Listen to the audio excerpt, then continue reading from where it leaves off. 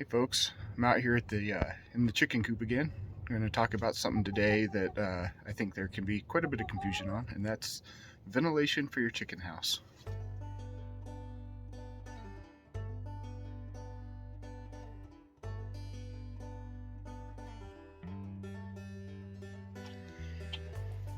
As you search for proper ventilation of a chicken coop or a chicken house, one thing you're going to find is that there are a lot of different ways to do it. A lot of people swear by certain methods and certain ways to do it. Open coop, just so many different varieties. But one thing that isn't debatable is that the houses do need adequate ventilation.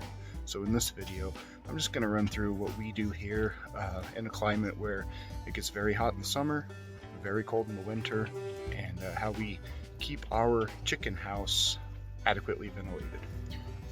Why is ventilation so important? Well, there's a couple reasons.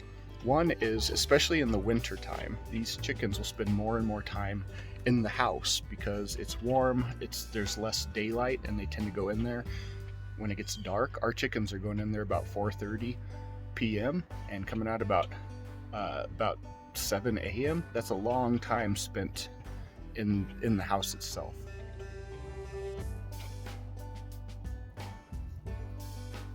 And if you've had chickens for any amount of time, you know that where they spend their time, you will find a lot of chicken droppings. And chicken droppings can be up to 85% water.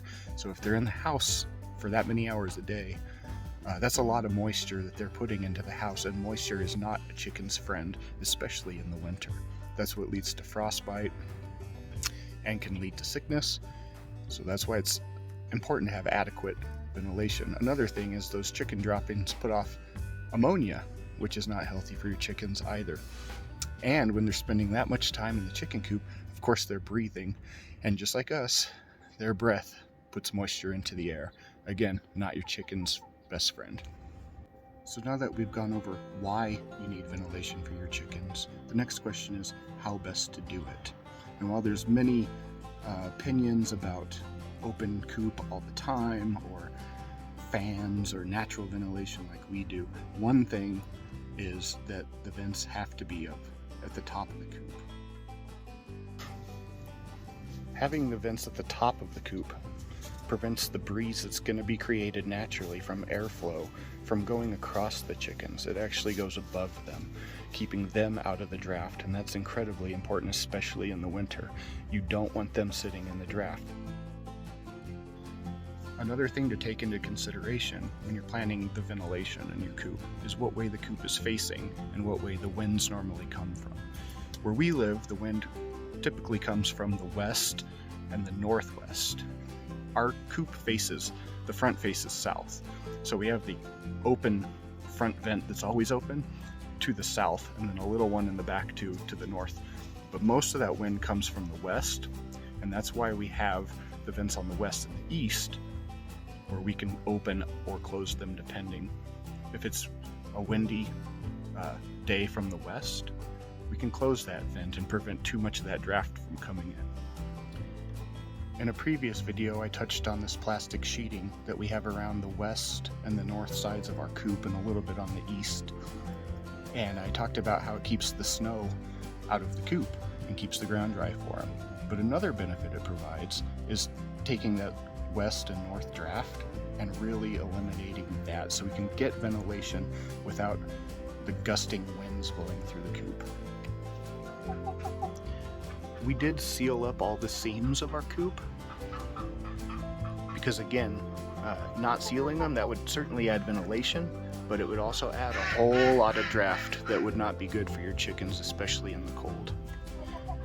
So if I'm going to be honest, one area where our house is lacking is the front entrance. When we built this coop, we were brand new to having chickens. It was a few years ago, and we knew that the chickens, when they're in this coop, they're protected from any predators that we have around here. We feel safe and didn't feel like their house needed a door to keep them safe, so we didn't put one on. It's just an entrance. The thing we didn't think of is the amount of draft that can let in. So we've mitigated that for now by hanging a towel to keep to keep the draft at a minimum, and building kind of Arctic entryway as well to keep the draft out. It's not perfect. That's something that if we ever do this over, we'll come up with a better system for that. But we haven't had any problems. Our method is kind of, if it ain't broke, don't fix it. In the summer, we'll open those side vents, not even really think about closing them all summer. But half the time or more, pretty much all summer, the chickens choose to sleep and perch out here, outside under the stars anyway.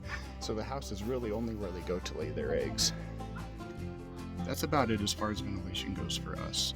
It's not completely by anybody's book. It's just kind of been trial and error for us, but I guarantee that what we're doing is working for our chickens, both in the extreme heat and the extreme cold. So we feel like it's an okay method.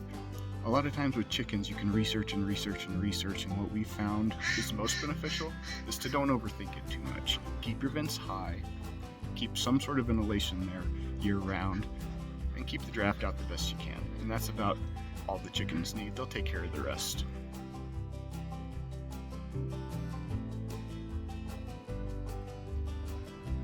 Basically, ventilation can be summed up in this little saying: keep your ventilation high, keep your chickens dry.